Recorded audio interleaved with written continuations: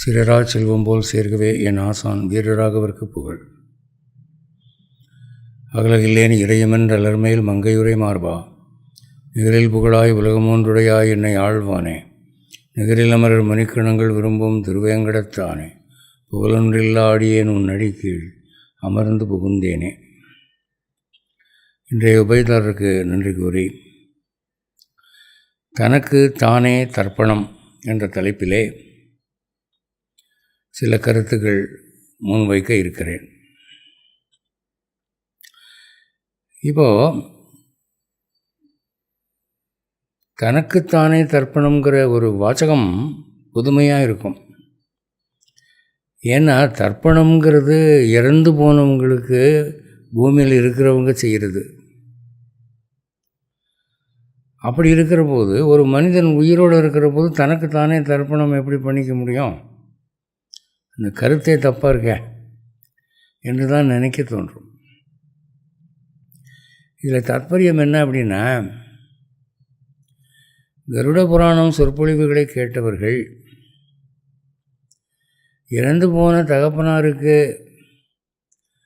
மகன் சிராத்தம் பண்ணுறது, தர்ப்பணம் பண்ணுறது, பேரம் பண்ணுறது, உறவினர்கள் பண்ணுறது, உபாத்தியாயர் பிராமணர்கள் பண்ணுறது, இப்படி சொல்கிறோம். பிள்ளைகள் இல்லாதவங்க என்ன பண்ணுவாங்க?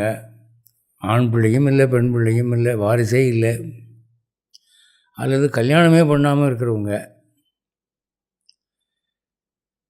இல்லை பிள்ளைகள் பிறந்து இறந்து போயிட்டாங்க, அவங்களுக்கு யாருமே இல்லை, அனாதையாக இருக்கிறாங்க. அப்போ இவங்கெல்லாம் இறந்து போன உடனே நரகத்துக்கு போயிடுவாங்களா? இவங்களுக்கு நற்கதியே கிடையாதா?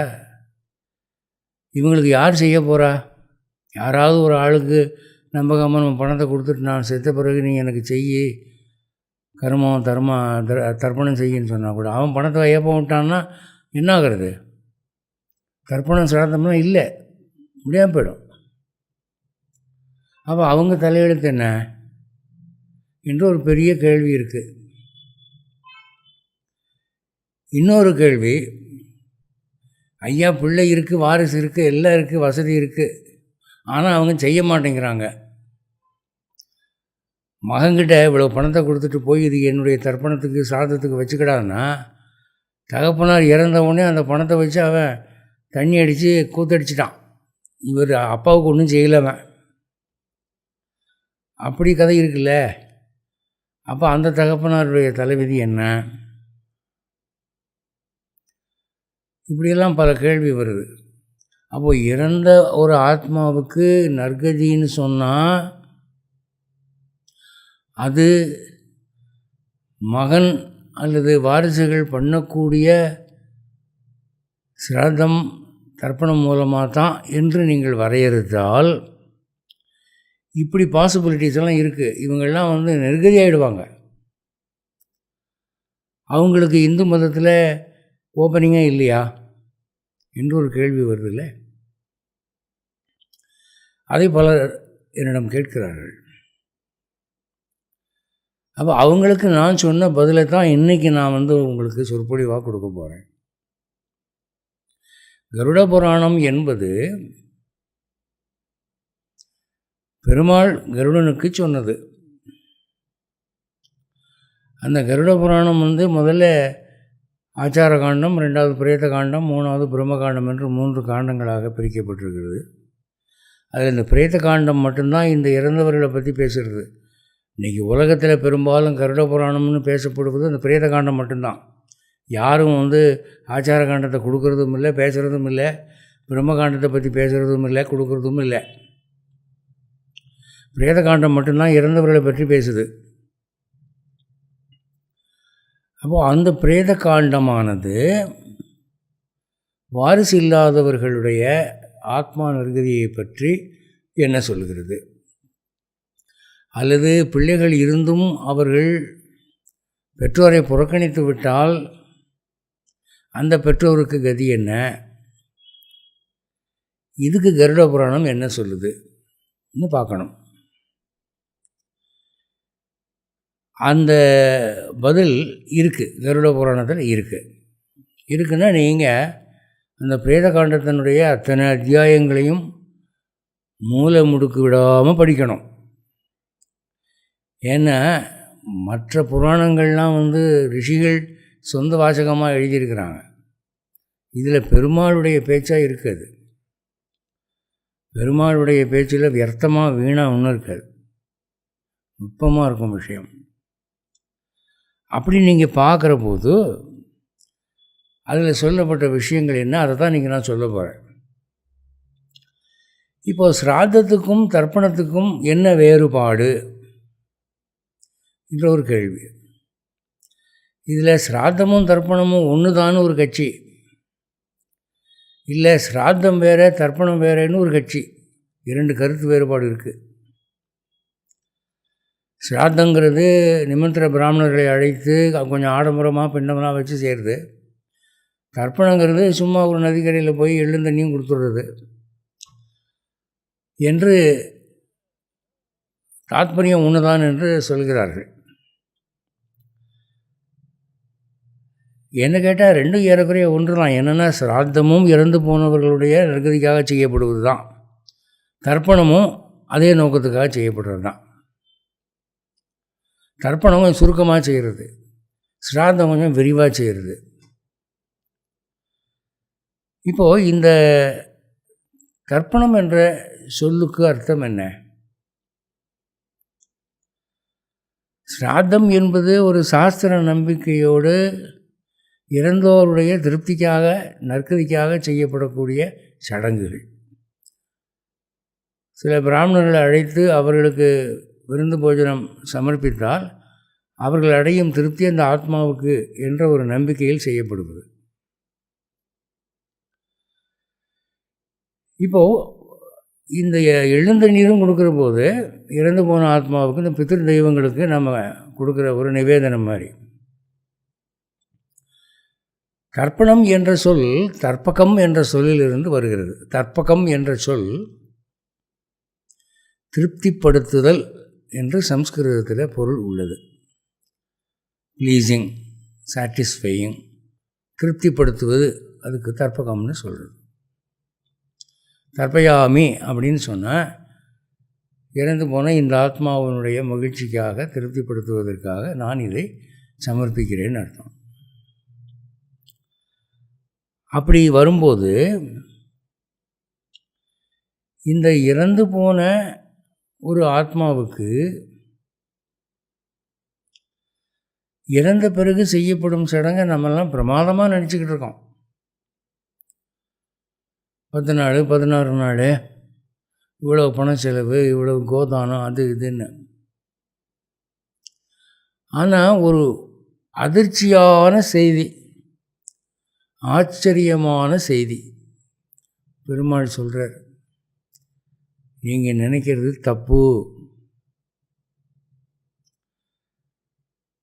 ஒரு புராணத்தில் ஒரு காண்டமே இதுக்குன்னு ஒதுக்கியிருக்கு, இறந்து போனவர்களுக்கு செய்யப்படும் சடங்குகள்னு. அப்புறம் தப்புன்னா என்ன அர்த்தம்னா,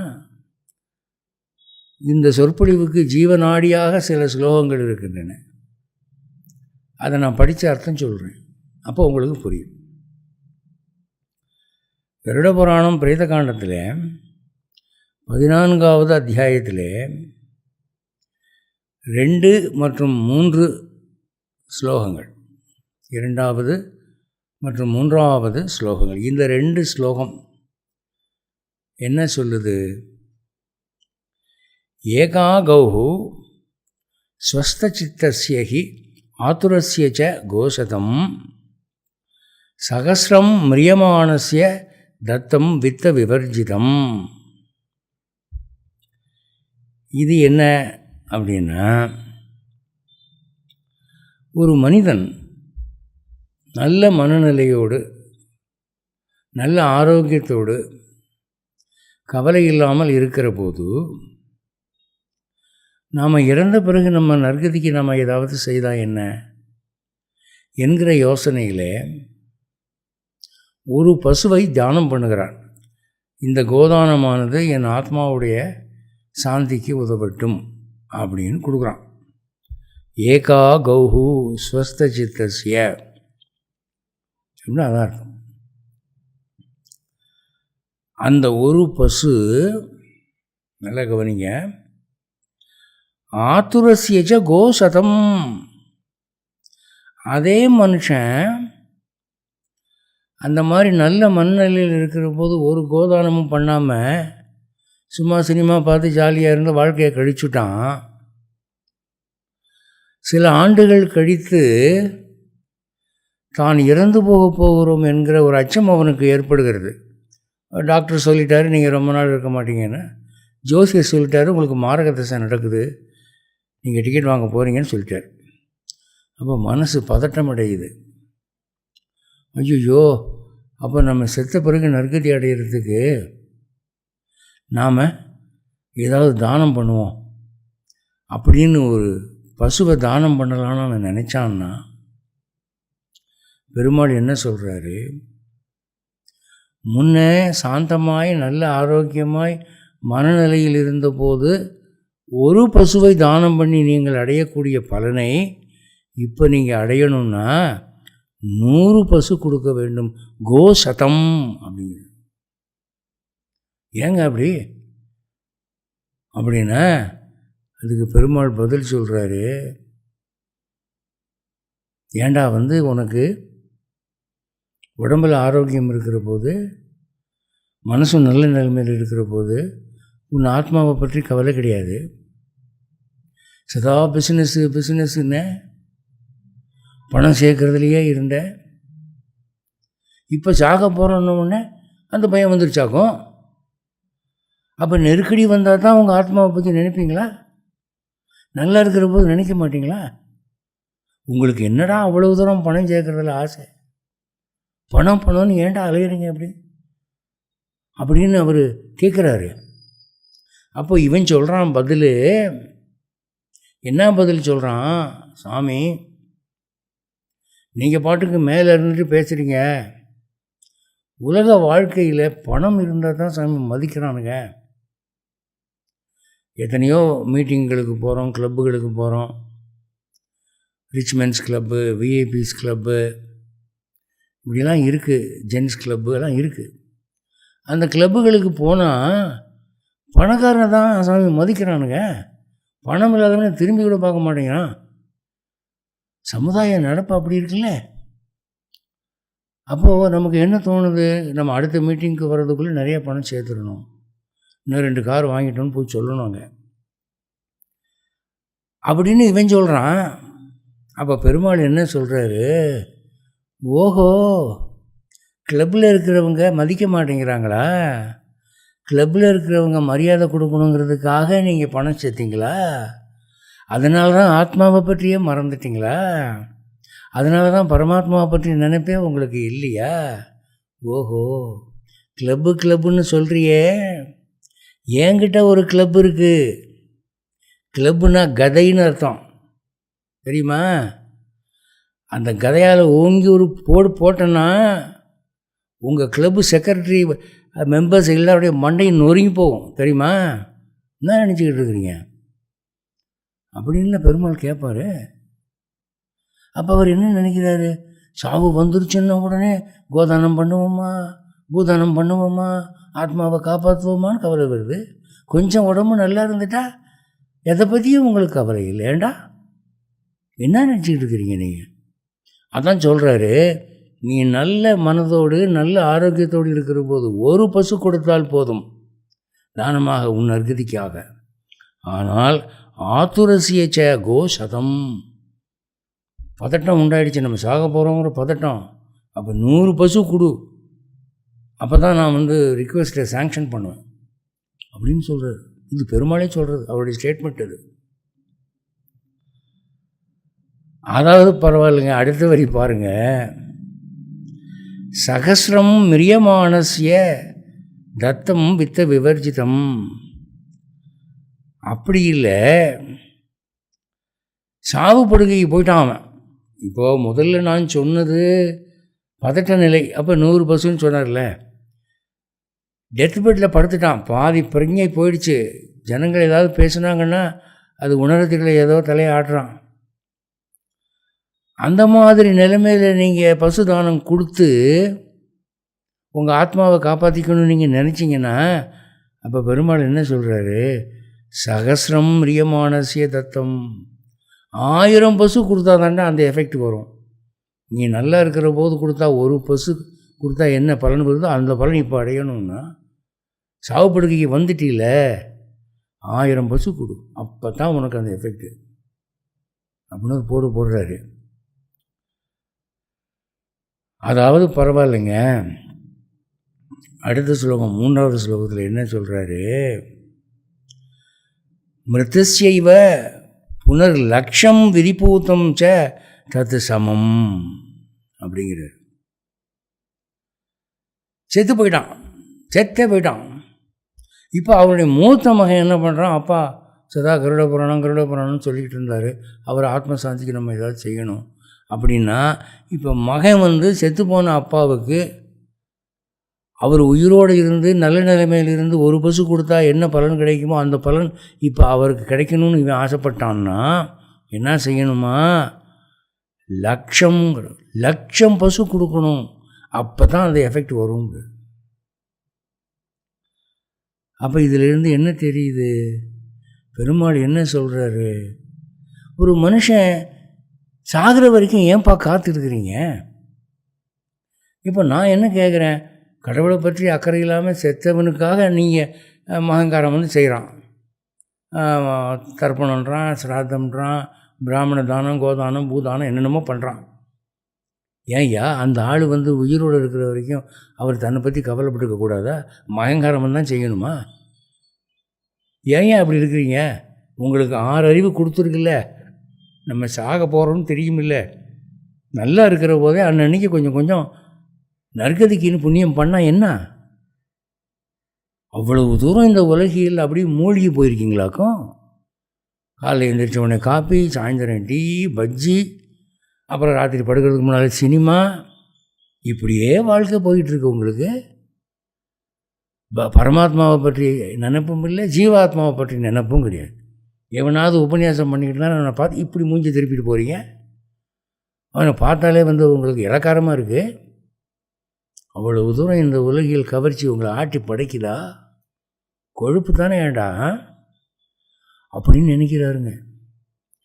அதனால் இறந்த பிறகு செய்யப்படும் சிராத்தம் தர்ப்பணத்தை விட உயிரோடு தனக்குத்தானே செய்து கொள்ளக்கூடிய அந்த தர்ப்பணம்னா திருப்தி, தன்னுடைய ஆத்மா இறந்து போன பிறகு நற்கதி அடைய வேண்டும், திருப்தி அடைய வேண்டும் என்பதற்காக செய்யப்படும் அந்த சம்பந்தப்பட்ட நபரே செய்யக்கூடிய தர்ப்பணம்தான் சிறந்தது. இது கருட புராணம் சொல்லக்கூடிய ரகசியம். அதனால் நீங்கள் இதுக்கு முன்னால் கருட புராணம் 4 சொற்பொழிவு கேட்டிருப்பீங்க.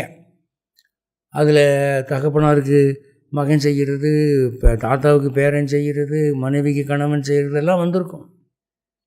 ஆனால் அதெல்லாம் பெருமாளுக்கு இஷ்டம் இல்லை. அது என்ன ஒருத்தனுக்கு இன்னொருத்தன் எந்த செய்கிறது? ஏன் அவன் செஞ்சால் என்ன? சோறு போட்டா இவனுக்காக இன்னொருத்தன் சாப்பிட்றான், அவன் தானே அள்ளி அப்பக்க நமக்குறான்.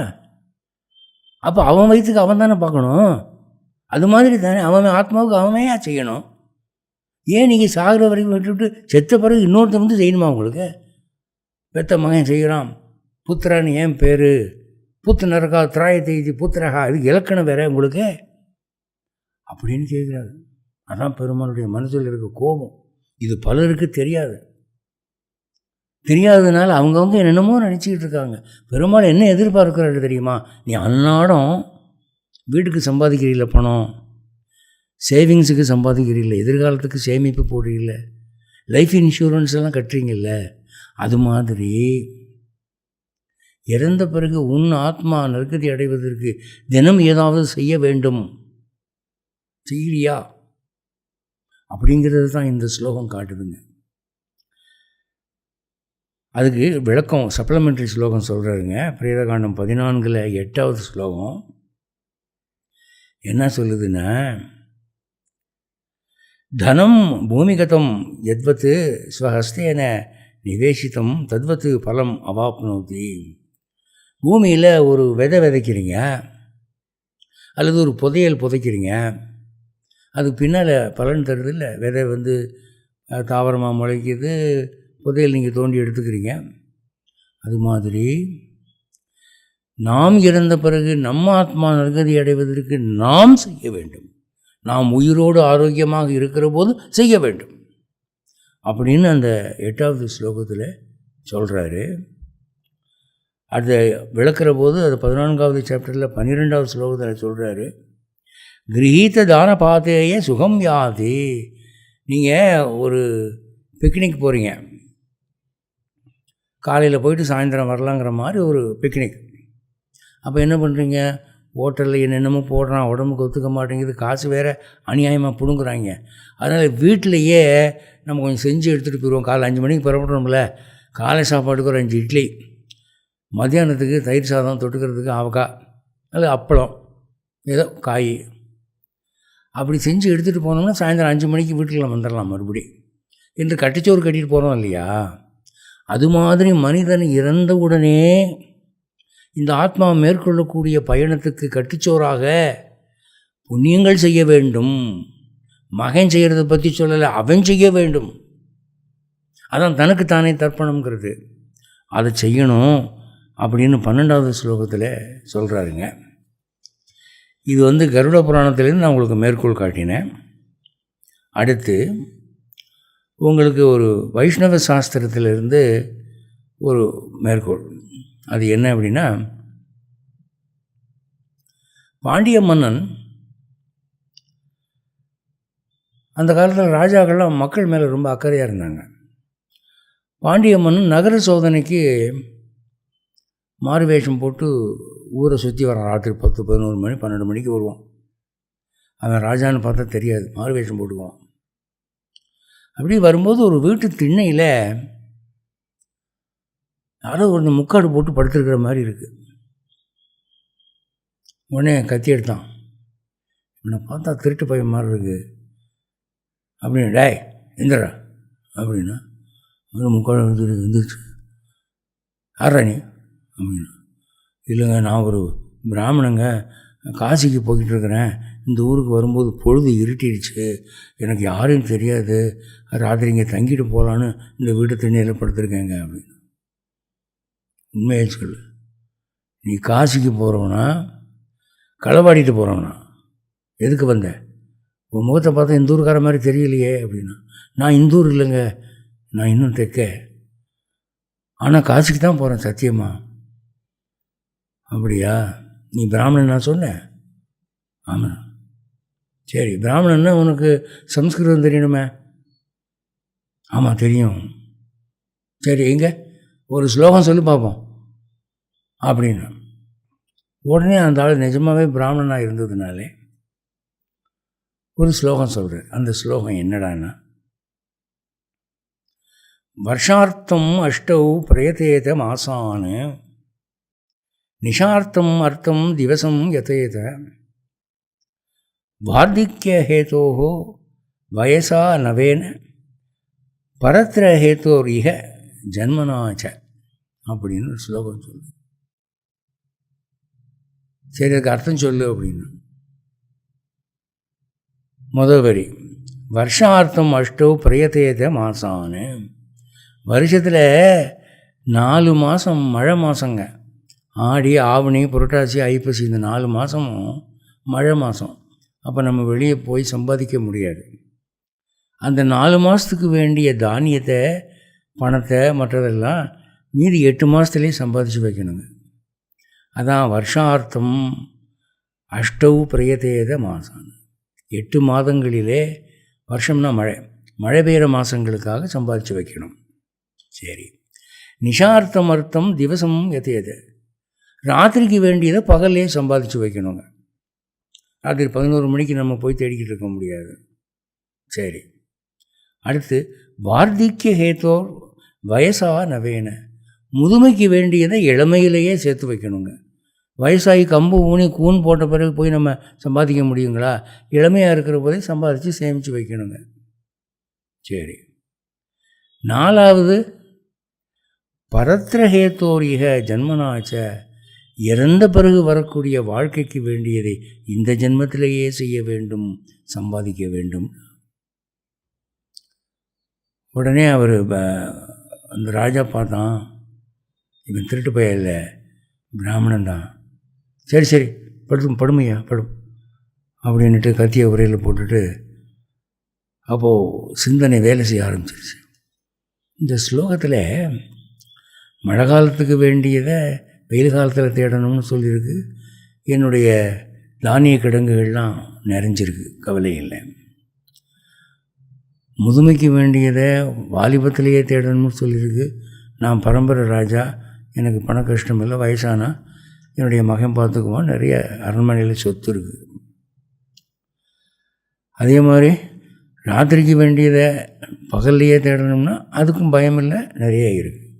ஆனால் இறந்த பிறகு நமக்கு க்ஷேமம் செய்யக்கூடியதற்கான காரியத்தை இப்போதே செய்யணும்னு சொல்கிறானே, அதுதான் எனக்கு இப்போ புதுசாக இருக்குது. அப்போது நான் செத்த பிறகு எங்கே போவேன், நான் என்ன செய்யணும் என்று அவன் சிந்தனை வயப்பட்டான்.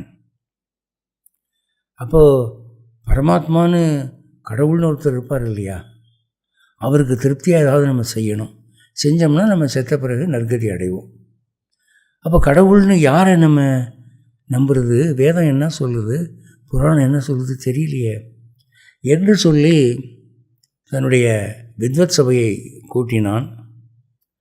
பரமாத்மா யார் என்று வேதம் புராணம் இதிகாசங்களிலிருந்து நம்பகமான ஆதாரங்களோடு யார் நிரூபிக்கிறார்களோ அவர்களுக்கு 1000 பொன் பரிசு என்று ஒரு கழியில் ஒரு பையில் 1000 தங்க காசு போட்டு கட்டி வச்சிட்டான். அவரவர் இந்த சாமி தான் கடவுள், அந்த சாமி தான் கடவுள் நம்ம தர்க்கம் பண்ணாங்க. அது ஒன்றும் அங்கே எடுபடலை. அந்த நேரத்தில் ஸ்ரீவில்லிபுத்தூரில் பட்டாச்சாரியாராக இருந்தார் ஒருத்தர், விஷ்ணு சித்தர்னு. அவரை தான் நம்ம பெரியாழ்வார்னு சொல்கிறோம். அவர் கனவுல பெருமாள் தோன்றி, ஓய் நீர் போமையா, நீர் போய் நான் தான் பரத்துவோம் என்று சொல்லி அந்த 1000 பொற்காசம் வாங்கிட்டு வரோம்னு. எனக்கு அவ்வளோ படிப்பு பத்தாது என்ன, நான் நாக்கிலேருந்து பேசினேயா போயா அப்படின்னு. இவர் கிளம்பி வந்தார்.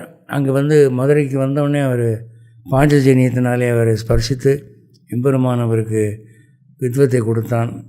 வேதங்கள் புராணங்களிலிருந்து சரமாரியாக மேற்கோள் காட்டி ஸ்ரீமன் நாராயணனே முழுமுதற் கடவுள் என்று நிரூபித்தார். அப்பொழுது அந்த கம்பு தானே வளைந்தது.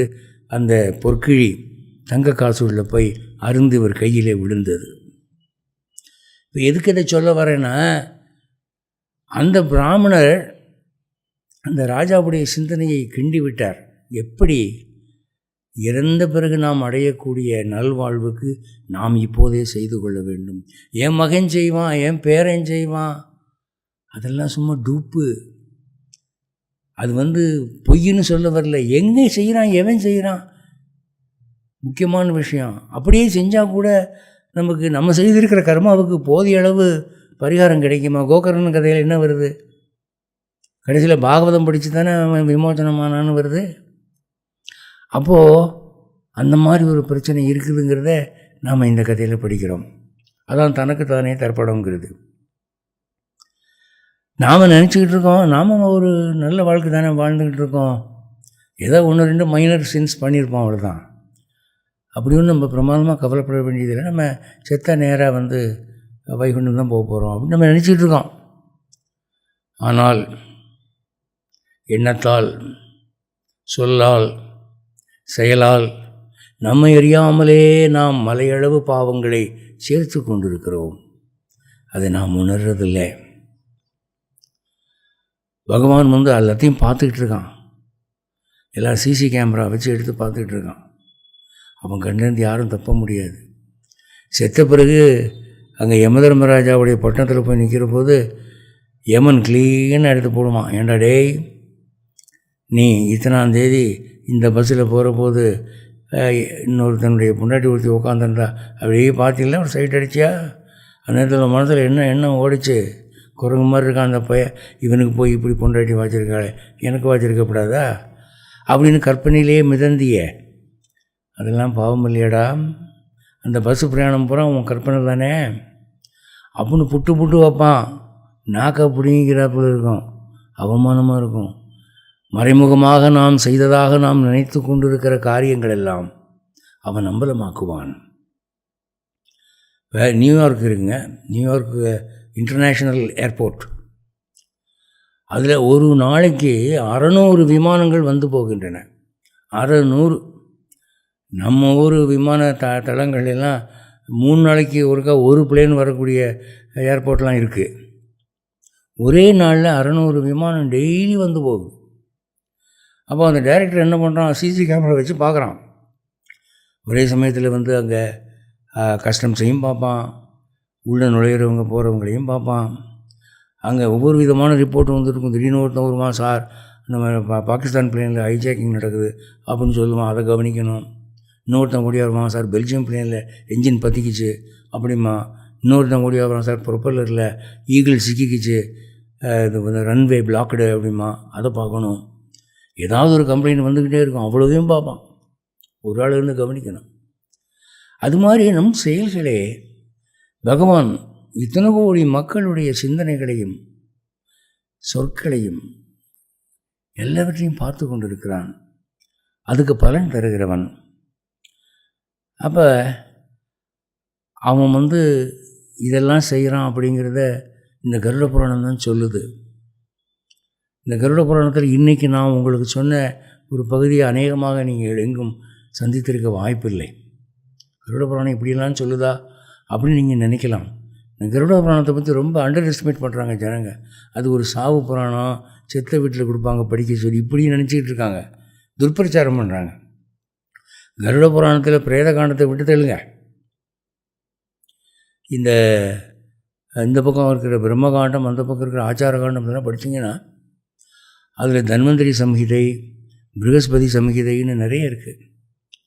அதில் வந்து வைரத்தை எப்படி பட்டத்திட்டணும், தங்கத்தை எப்படி உரைச்சி பார்க்கணும், லேகியங்கள் எப்படி செய்யணும், என்னென்ன தாவரத்துக்கு என்னென்ன எஃபெக்ட் இருக்குது, இந்த மனித உடலுடைய அமைப்பு என்ன, இதெல்லாம் எவ்வளோ விஷயங்கள் வண்டி வண்டியாக சொல்லியிருக்கான். ஒன்றும் இல்லை சார், நீங்கள் அலோபதி எடுத்துக்கோங்க, ஆங்கில மருத்துவம் இருக்கே, அது எவ்வளவோ அட்வான்ஸ் ஆகி போச்சு. இன்றைக்கி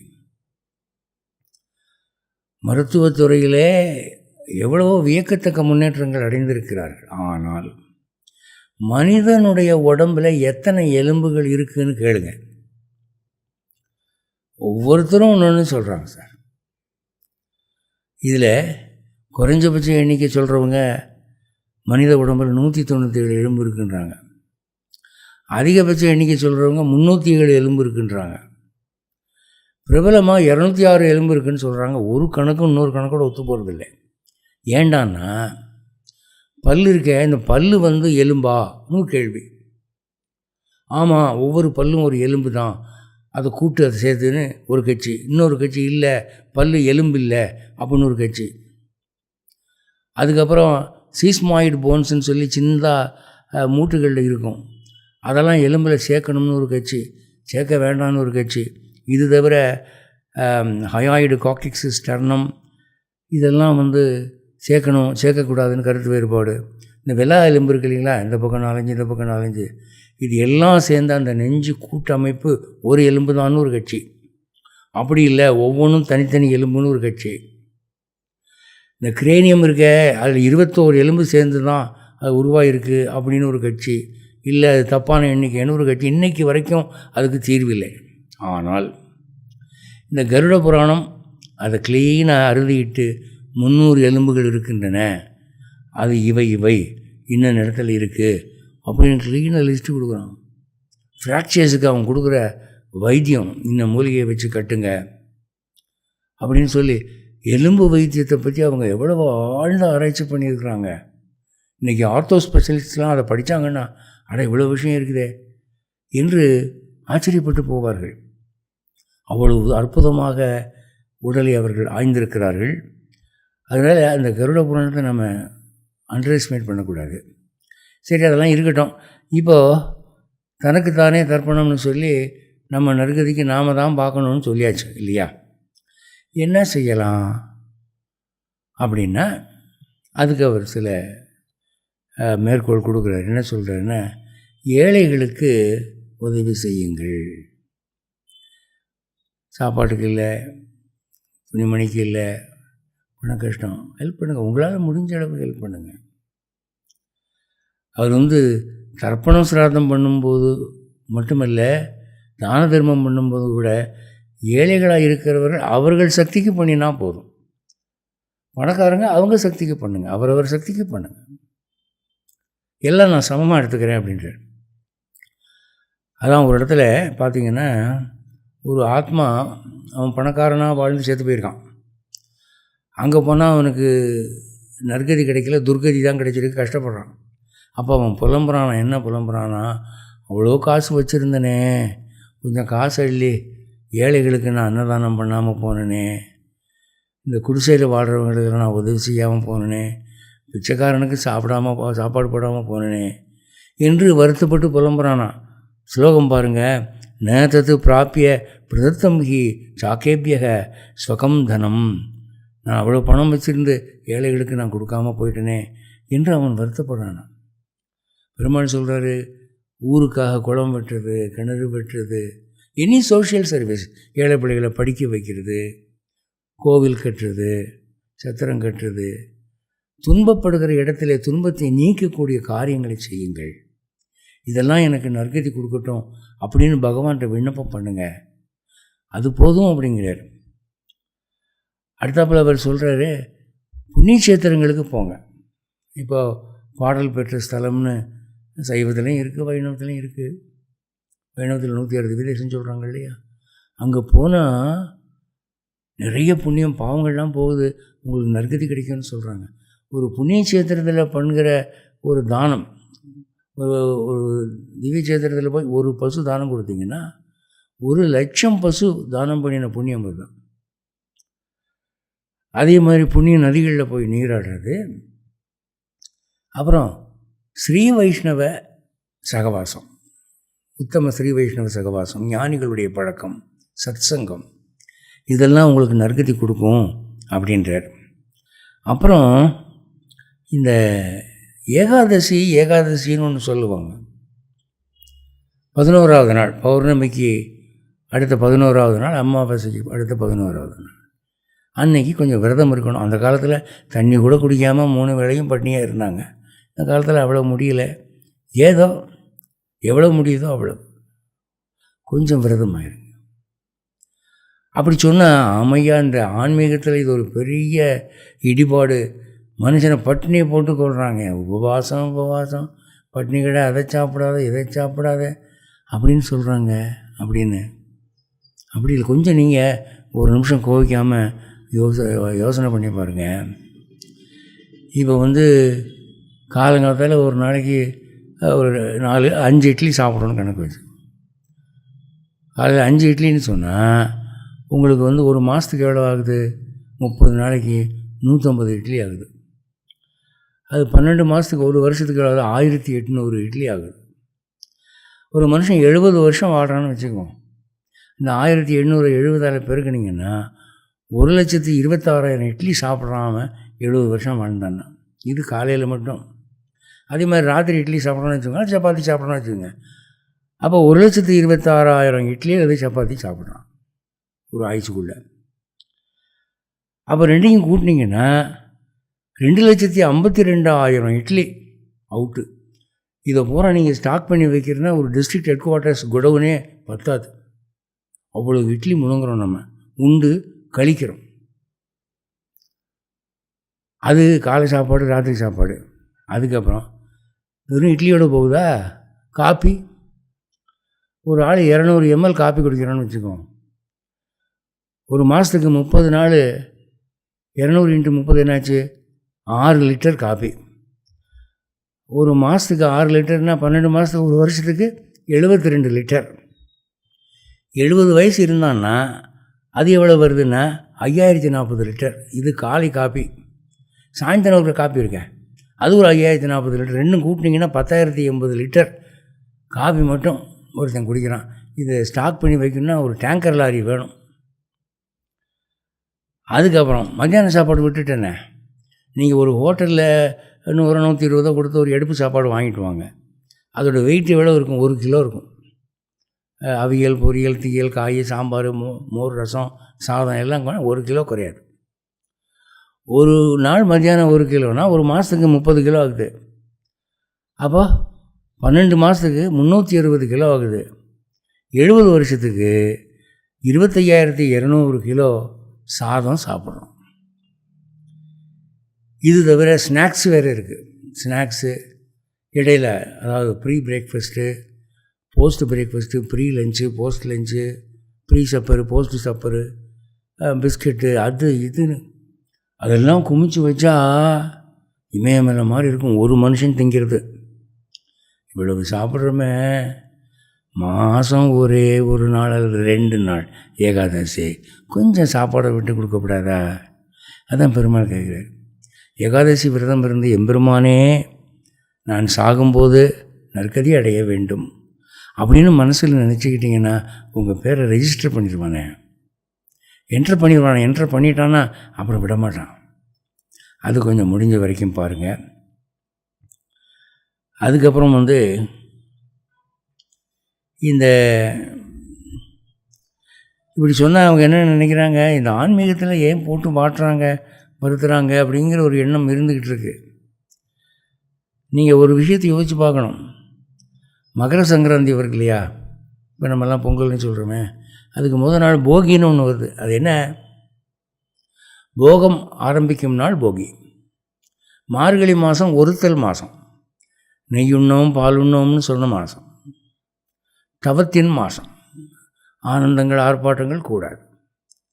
அதுக்கப்புறம் என்னாச்சு, முழங்கை வழிவார பால் சோறு மூட நெய் பெய்து சாப்பிட்ற காலம் ஆரம்பிக்குது, போகம் ஆரம்பிக்குது. அதான் போகி.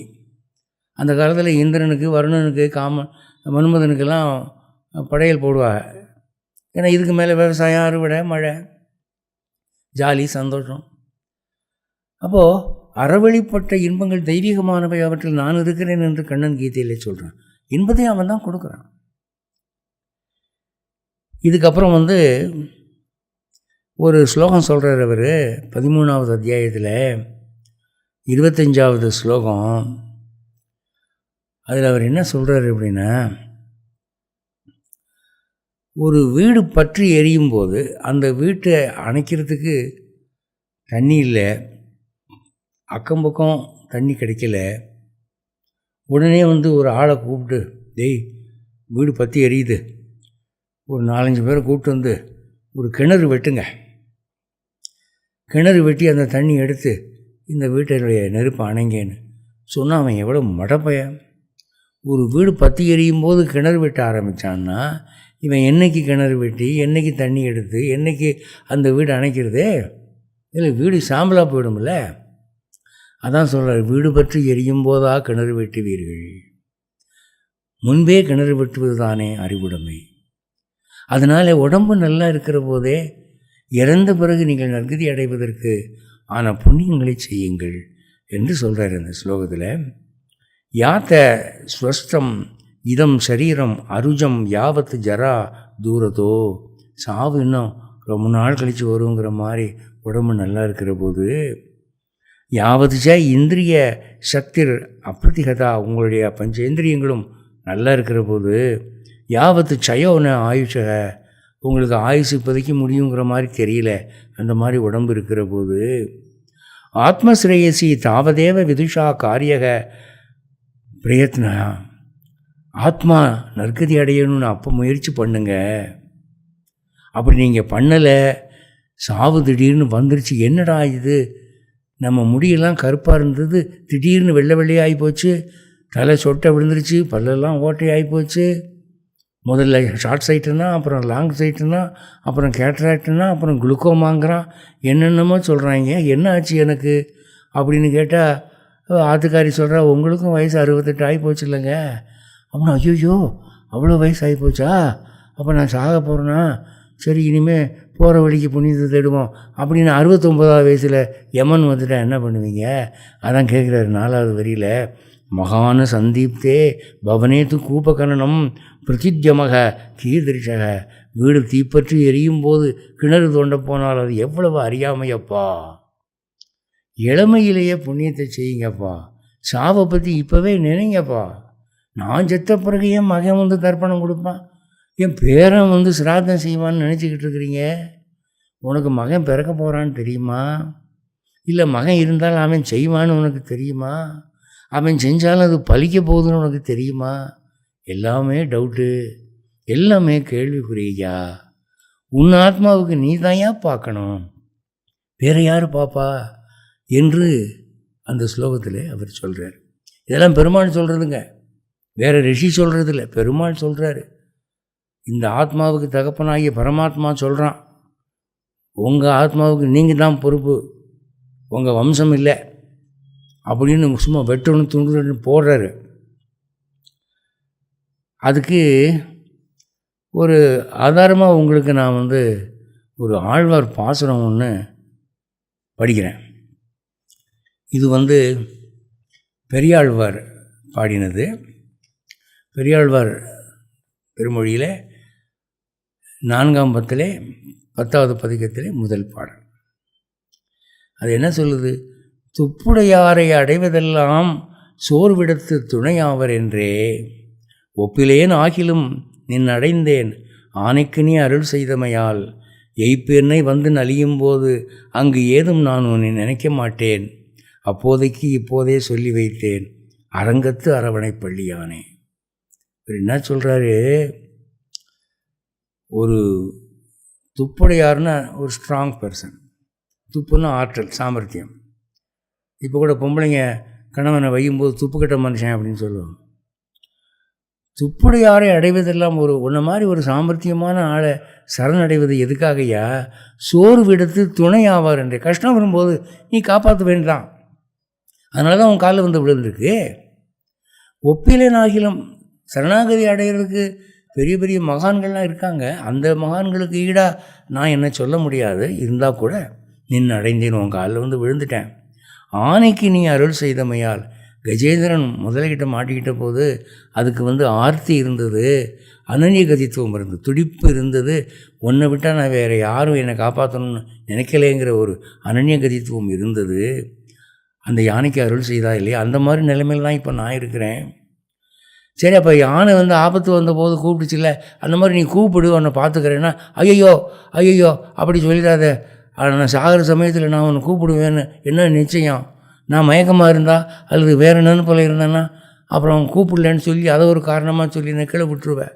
அதனால் அதெல்லாம் வேண்டாம், அட்வான்ஸ் புக்கிங் பண்ணிடுறேன், இப்போவே ரெஜிஸ்டர் பண்ணிக்க என் பேரை. எனக்கு சாவு வந்த உடனே அன்றைக்கி சொன்னானே அவன் தானே தூக்குப்பா மேலே அப்படின்னு வைகுண்டத்துக்கு கொண்டு போயிடுன்ற. எய்ப்பு என்னை நலியும் போது, எய்ப்புன்னா இந்த உடம்பு சாதாரணமாக இருக்கிற போது நல்லா கும்முன்னு இருக்கிறோம், வயசு ஆகி கூன் போட்ட பிறகு சும்மா மூச்சு விட்டாலே சளி கருங்குது அப்படின்னு நாய் இழைக்கிற மாதிரி இழைக்கிது, அதான் எய்ப்பு. அப்போ எந்த நிமிஷம் நம்ம உயிர் பிரிய போகுதுன்னு தெரியாது, குரல் கூட வராது, ஒன்றும் பேச முடியாது. எய்ப்பு என்னை நலியும் போது அங்கு ஏதும் நான் உன்னை நினைக்க மாட்டேன். யார்? பெரியாழ்வார் சொல்கிறாரு, சாவு வர்ற போது நான் ஒன்று நினைக்க மாட்டேன். அப்போ நம்ம கதை என்னங்க? நம்மெல்லாம் எதை நினைப்போம்? எதையோ நினைப்போம். அது எதுக்கு இப்போ சொல்லிக்கிட்டு அசிங்கம்? அப்போது அவர் என்ன சொல்கிறாரு? அப்போதைக்கு இப்போதே சொல்லி வைத்தேன், அட்வான்ஸ் புக்கிங் பண்ணிட்டேன்யா. 18ஆம் தேதி பஸ்ஸு பிரயாணத்துக்கு 9ஆம் தேதியே புக் பண்ணுறாங்கல்ல, அது மாதிரி பின்னால் வரப்போகிற சாவுக்கு இப்போவே சொல்லி வச்சுட்டேன். அரங்கத்து அரவணை பள்ளியானே. ஸ்ரீரங்கத்தில் எதுக்காக பள்ளி கொண்டு இருக்கிறாய்? எங்களை காப்பாற்றுறதுக்கு தானே. தூங்குற மாதிரி நடிக்கிற அறிவுயில் இல்லையா, யோக நிதிரை. அதனால் தயவு பண்ணி இதை காதில் போட்டுக்கோ. இந்த இடத்துல வியாக்கியானத்தில் என்ன சொல்கிறாங்க? அந்திம ஸ்மிருதி தேவையில்லை என்ற கருத்தை முன்வைக்கிறார். அந்திம ஸ்மிருதினா சாகிற போது பகவானை நினைக்கிறது. சாஸ்திரம் என்ன சொல்லுது? சாகிற போது கடைசி நினைப்பு, பகவான் நினைப்பு இருந்தால் தான் உனக்கு மோட்சம் கிடைக்கும். அதான் அந்திம ஸ்மிருதி. அந்திமான கடைசி, ஸ்மிருதின்னு நினைப்பு. ஆனால் எல்லோரும் சாகிற போது கடைசியாக பகவானை பற்றி நினைக்கிறான். அவன் சேர்த்து வச்ச பணத்தை பற்றி நினைப்பான், மனைவியை நினைப்பான், மகனை பற்றி நினைப்பான், ஏதோ நினைப்பு வரும். அந்த அந்திம ஸ்மிருதி இல்லாவிட்டாலும் மோட்சம் கிடைக்கும் என்ற கருத்தை இங்கே பெரியாழ்வார் சொல்லுகிறார் என்று வியாக்கியான கருத்தை எழுதுகிறார். ஏண்டான்னா வராக பெருமாள் ஒரு சரம ஸ்லோகம் சொன்னார். என்ன, ஒரு மனிதன் ஆரோக்கியமாக இருக்கிற போது அவன் எனக்கு மோட்சம் வேண்டும் என்று என்னை நினைத்து சொல்லியிருந்தான் என்றால், அவன் பிரஜை இழந்து சாவு படுக்கையிலே கல்லை போல் கட்டையைப் போல் கிடக்கும்போது அவன் அன்று சொன்னான் அல்லவா என்று எண்ணி அவனை ஞாபகமாக கையை பிடித்து கூட்டி கொண்டு போகிறேன் ஸ்ரீவைகுண்டத்துக்கு என்று வராகப்பெருமான் சொன்னார். சர்மஸ்லோகம் கிருஷ்ணன் கொடுத்த சர்மஸ்லோகம் ஒன்று, ராமர் கொடுத்த சர்மஸ்லோகம் ஒன்று, வராகப்பெருமாள் கொடுத்த சர்மஸ்லோகம். இந்த வராகப்பெருமாளுடைய சர்மஸ்லோகம் உங்களுக்கு தமிழில் வேணுமா? இந்த ஃப்ரீ போனஸ் கொடுக்குறாரு பெரியாழ்வார், எடுத்துக்கங்க. இந்த பாசுரம்னா அந்த வராகப்பெருமானுடைய சர்மஸ்லோகம். வராகப்பெருமான் சர்மஸ்லோகத்தில் என்ன சொல்கிறாரு? ஸ்திதே மனசி சுஸ்வஸ்தே சரீரே சதியோ நரக. ஒரு மனிதன் நல்ல ஆரோக்கியமாக இருக்கிற போது தாது சாமியே சிதே ஸ்மர்த்தா விஸ்வரூபம் ச மாமஜம், என்னுடைய விஸ்வரூபத்தை அவன் எண்ணினான் என்றால், தாத்து சுவாமியம் என்றால் வாதம் பித்தம் ஸ்லேத்தம் என்ற அந்த 3 இதுக்கு அது ஒழுங்காக இருக்கும்போது, சப்த தாத்துக்கள் பஞ்ச பூதங்கள் வாதபித்த ஸ்லேத்தமும் என்ற 3 நாடிகள் இதெல்லாம் ஒழுங்காக இருக்கும்போது என்ன நினச்சிருந்தான்னா, ததஸ்தம் மிரியமானம், அவன் சாகிற போது தூ காஷ்ட பாஷாண சன்னிபம், ஒரு கட்டையை போல ஒரு கல்லை போல அவன் பிரங்கேற்று கிடப்பான். மனுஷன்தான் மூச்சு பேச்சு இல்லாமல் கிடக்கிறான், கூப்பிட்டா பதில் கூட சொல்ல மாட்டேங்கிறான். அப்படி மோசமாக இருக்கிற போது அகம் ஸ்மராமி, நான் அவனை நினைப்பேன். அன்றைக்கி சொன்னானே என்னை விட்டுறாதேன்னு, அதை ஞாபகமாக வச்சிருந்து மத் பக்தம், அந்த என் பக்தனை நயாமியை கூட்டி கொண்டு போகிறேன் பரமாம் கதிம், அந்த மேன்மையான வைகுண்டத்துக்கு அவனை கூட்டி கொண்டு போகிறேன்னு சொன்னார். அப்போது நாமெல்லாம் என்ன பண்ணணும்? எனக்கு மகன் செய்வான் பேரன் செய்வான்னு நினைக்காம, பெரியாழ்வார் சொன்ன மாதிரி அப்போதைக்கு இப்போதே சொன்னேன் என்று தினம் ஒரு தடவை இந்த பாசுரத்தை சொல்லு. என்றோ வரப்போகிற சாவுக்கு இன்றே நாம் கவலைப்பட வேண்டும். அப்போ தான் நமக்கு காரியம் நடக்கும். அதுதான் அவர் சொல்கிறார். அடுத்து வைஷ்ணவர்களாக இருக்கிறவங்களுக்கு ராமானுஜர் இருக்கவே இருக்கார். ராமானுஜர் நம்பெருமாள்கிட்ட என்ன சொன்னார்? என்னுடைய சம்பந்தம் உடையவர்களுக்கெல்லாம் எனக்கு மோட்சம் கொடுன்னு. அதனால் திருவரங்கத்தை முதனார் அவர் பேர் ஒவ்வொரு பாசுரத்தையும் ஒரு தடவை வர்றப்போ 108 பாட்டு பிரபன்ன காயத்ரி ராமானுஜன் பாடி வச்சுட்டார். அதை டெய்லி சொன்னாலே உங்களுக்கு ராமானுஜர் சம்பந்தம் கிடைக்கிறேன். அவருடைய சம்பந்தம் விட்டு போகக்கூடாதுன்னு சொல்லி தானே அவர் 74 சிம்மாசனாதிபதிகள் 100கணக்கான சீயர்கள் வச்சு அந்த ஆச்சாரிய பரம்பரையை அவர் ஸ்தாபகம் பண்ணிட்டு போயிருக்காரு.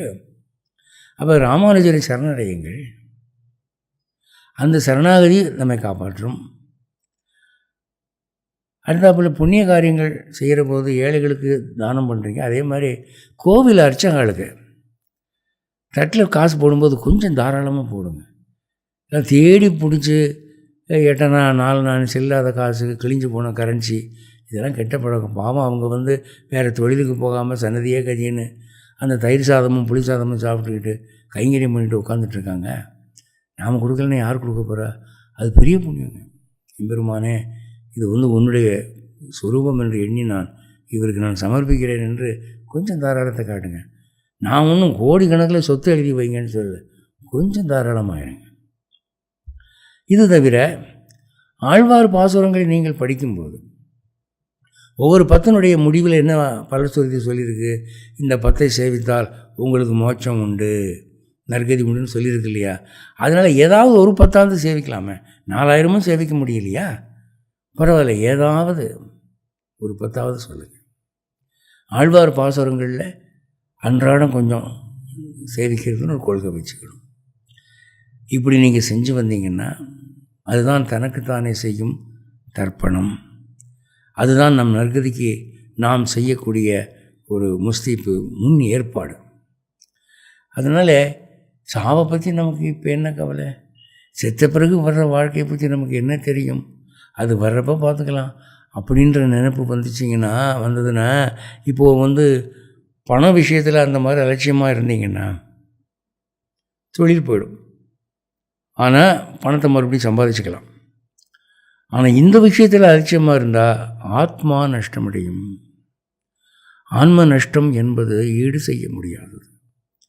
ஆத்மா எவ்வளவோ கஷ்டப்பட்டு பல ஜென்மங்கள் தாண்டி இங்கே வந்திருக்கு. இப்போ நம்ம அலட்சியமாக இருந்து அது கீழே போச்சுன்னா, பரமபதப்பட விளையாட்டுன்னு பார்த்துருக்கீங்களா? ஏணி இருக்கும், பாம்பு இருக்கும். பாம்பு கொடுத்துச்சுன்னா சர்றன்னு கீழே இறங்க. அது மாதிரி நம்ம கீழ் பிறப்பு அடைஞ்சிடும். ஆகவே நம்ம ஆத்மாவினுடைய நற்கதிக்கு நாம தான் பொறுப்பு. அதுக்கான முயற்சிகளை நாம் செய்ய வேண்டும். இதையும் கருட புராணம் தான் சொல்லுது. இப்போது நான் இந்த தர்ப்பணம் சிராதமெல்லாம் சொல்லக்கூடிய புஸ்தகத்துக்கு மாறாக ஒரு கருத்து நான் சொன்னேன்னா இவர் கருட புராணத்துக்கு விரோதமாக பேசுகிறாரு அப்படின்னு நீங்கள் சொல்லலாம். நான் சொன்ன இந்த கருத்தையும் அதே கருட புராணம் தான் சொல்லுது, அதே பெருமாள் தான் சொல்கிறாரு, அதே கருடனுக்கு தான் சொல்கிறார். அப்போது இது வரைக்கும் நான் சொன்ன மற்ற விஷயங்களை விட இது பெட்டர் அப்படிங்கிறவர்.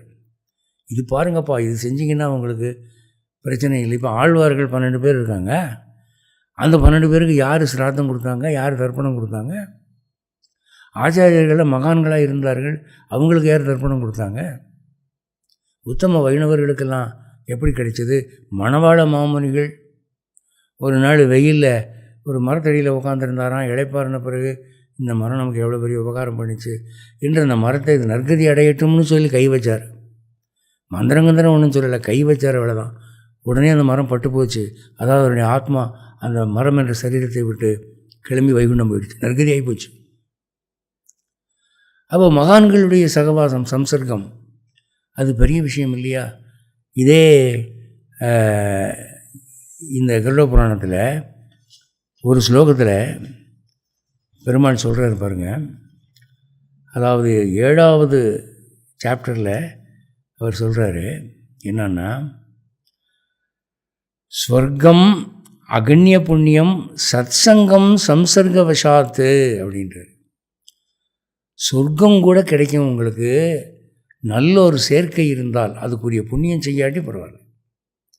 உத்தம மகான்களுடைய சகவாசம் இருந்தால் மோட்சம் கிடைக்கலாம், மினிமம் சொர்க்கமாவது கிடைக்கும். அப்போ அந்த நல்ல ஒரு சேர்க்கையை தேடிக்கொள்ளுங்கள். பேட் கம்பெனி வேண்டாம், குட் கம்பெனியை தேடி போகணும். அது உங்கள் ஆத்மாவுக்கு நற்கதி கொடுக்கும் என்று இந்த எம்பெருமான் ஸ்ரீமன் நாராயணன் நமக்காக அருளி செய்த இந்த கருட புராண ஸ்லோகங்களையும் கருத்துக்களையும் உங்கள் முன் வைத்து இதை நீங்கள் கடைப்பிடித்தால் நீங்களும் நன்மை அடைவீர்கள். இதை யாருக்கெல்லாம் சொல்லுகிறீர்களோ அவர்களும் நன்மை அடைவார்கள் என்று கூறி விடைபெறுகிறேன். ஜெய ஸ்ரீமன் நாராயணன்.